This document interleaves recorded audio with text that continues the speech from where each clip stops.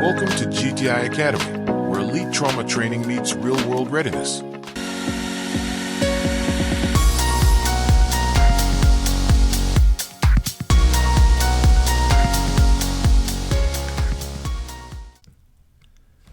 Today we'll cover simple running suture. You'll always want to start at the beginning or end of the wound. I start at the proximal right here. You're simply going to begin with a simple interrupted suture. However, we're not going to cut the loose end. This will be the anchor for the rest of the wound. Therefore, this is going to be a continuous. So tie a surgeon's knot first, make sure it's flat, and then 2 single.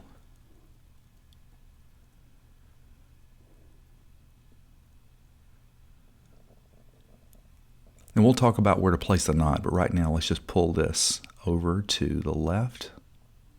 Leave this continuous suture, because this is what we're going to drive all the way through the length of the wound. I'm just going to cut this free in right here so it doesn't get in the way. And now we're simply going to systematically angle the outside suture up along the wound in a linear fashion. And you'll see once we get to the inside of the wound, it'll go straight across with no angulation. The key to making this symmetrical is making sure the angle on the outside right here is about a 45-degree angle. And when you're first learning this, what I like to do is go ahead and lay the thread on the next throw and sort of mark it with the instrument.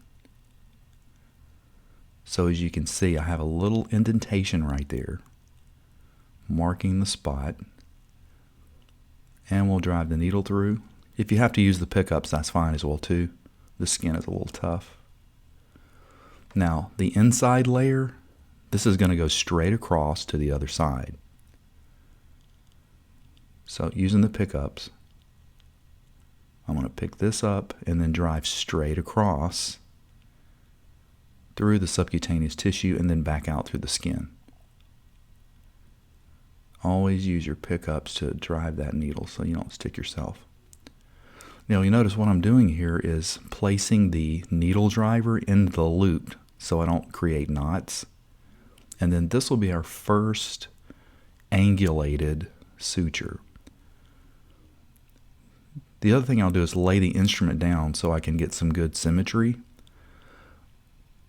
In the vertical fashion, I'll also lay my instrument down to mark the insertion point on the right side. This will also help with symmetry. So again, let's lay this suture over, mark the spot, make it even with the previous insertion, and then move upwards in a linear fashion. Drive, there's the angulation. Let me grab this other piece here. I'm going to drive the thread or the suture straight across in the buried portion, and then simply pull the needle through. Notice how this is working really nicely when I put the instrument through.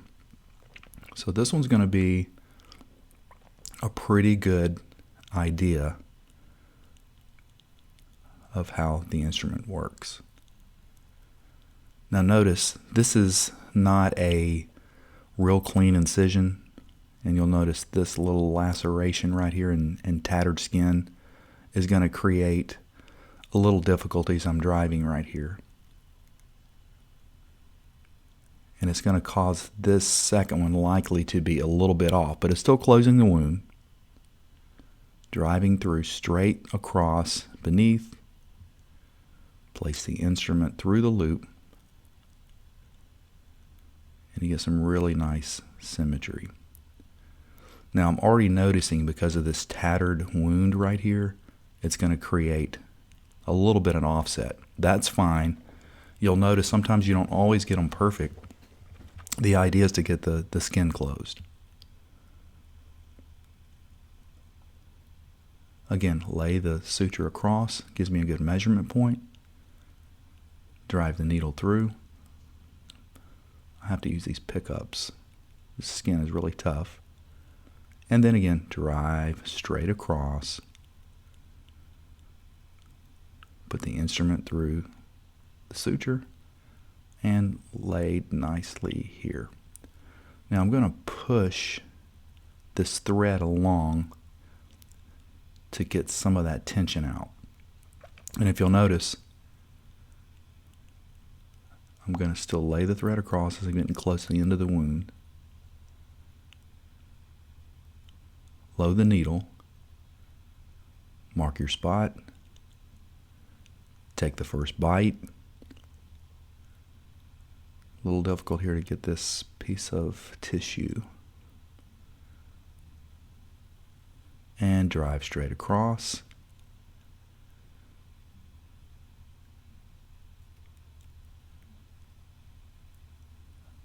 Instrument through the loop. Now this is the tricky part. How do I end this wound? You're going to end it just like we began it. We're going to end with a simple interrupted, but we're not going to interrupt it. So we got one more here to go. Let's end this one right here. And look how nicely the wound is approximating. That third suture really was disrupted by that tattered tissue.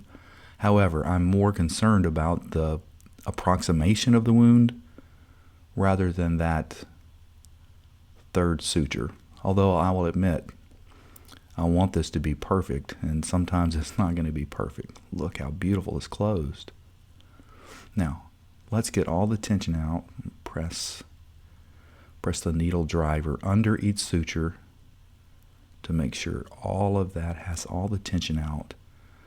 Assess the wound. Nicely closed. Let's load the needle. And now we're simply going to go straight across now. And it looks similar to that first bite we took. I'm going to come out right next to the insertion point. Again, use the instrument to close the loop without knots. And like our other suture, you're going to use this loop and act like it's the free end. So what I'm going to do is close it as closely as I can, then wrap twice to create the surgeon's knot. Grab the superior portion of the loop, and there is the knot. Again, now you can go one. Let's tie this knot. And let's do it one more time to secure.